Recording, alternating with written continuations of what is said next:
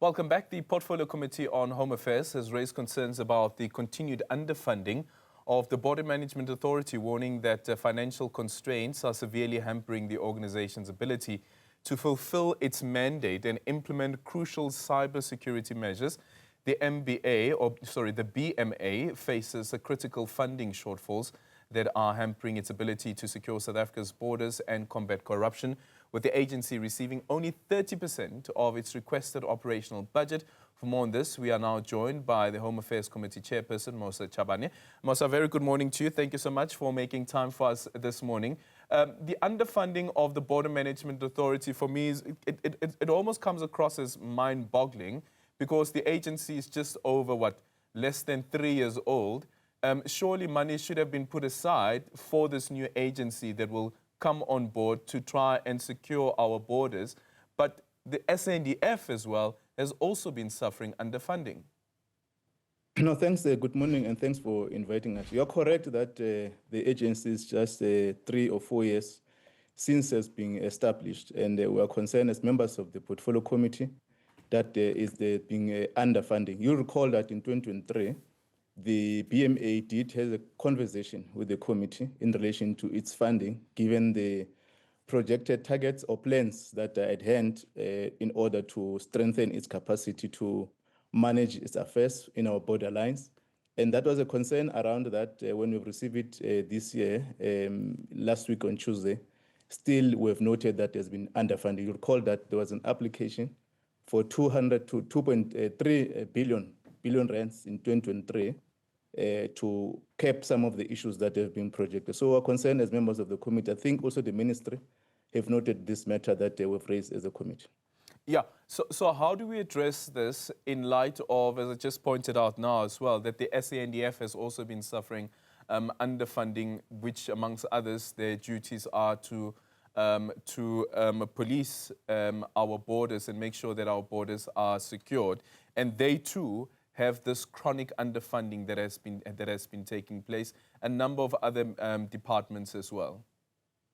The reason that the committee is highly concerned is the work that already has been demonstrated by the BMA in terms of its functioning in all fronts. I think you have been also been evident in terms of the corrupt activities with the limited resources that they have, arrest of confiscation of cars that were being taken outside the country, and other activities that exposes corruption. So our view is that we must engage more with the ministry, and we have tasked the ministry that they may need to engage more with the National Treasury in order to consider, when they're considering the process of budget adjustment later this year, to allocate more funds to Border Management Authority so that it responds, one, to the tools of trade, including the technology that they've briefed us on. It includes the staff capacity of the Border Management Authority, increase the level of border guards around the port of entry. So that is the view, and I think that we've noted in all areas that we've mentioned, but in particular that the committee is highly concerned. There's a business case already that has been prepared, engaged with the National Treasury. Unfortunately, given the fiscus, do we understand? But so far, BMA has demonstrated sufficient cost on its work, but lack of funding will impede negatively if we continue to underfund this Border Management Authority. Yeah, and if we look at the Border Management Authority as being part of the contingent of law enforcement in the country, and you look at the NPA as an example, the National Prosecuting Authority can receive private funding. Do you think that perhaps maybe that is a route that should be explored by the BMA, which may require legislative approval for something like that, or maybe an executive approval? But should that be something that is considered? Because again, as we've said, it's not the only government entity that has been suffering underfunding. The NPA, also one of those.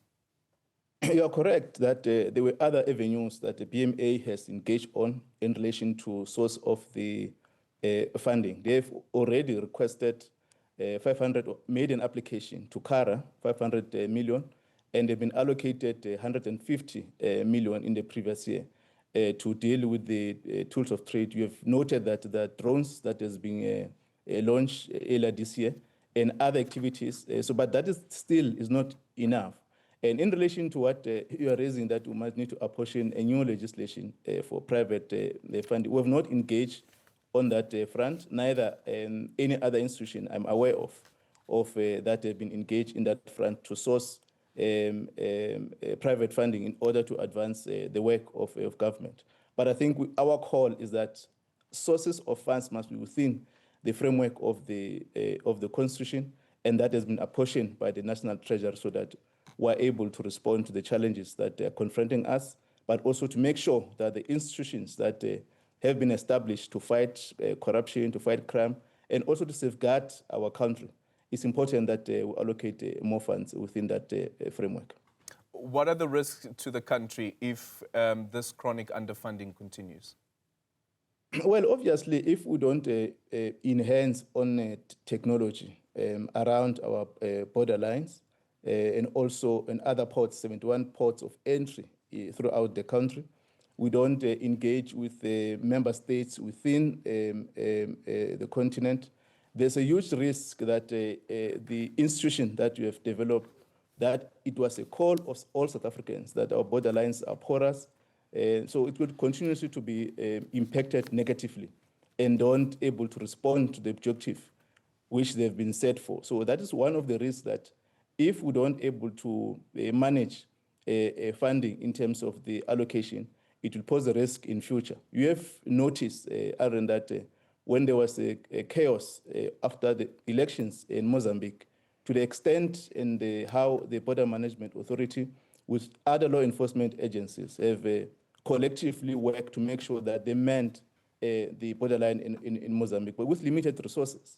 And if we move forward without these resources, it will pose definitely risky, and we'll go back to what members of society have been raising. And this is an established border management authority to respond to the question of porous borders with other law enforcement agents. So that, I think, is an identified risk for not funding, improving technology in relation to the work of the Border Management Authority. Thank you so much for your time. Mosa Chabane is the chairperson for the Portfolio Committee on Home Affairs. Thank you so much for making time for us.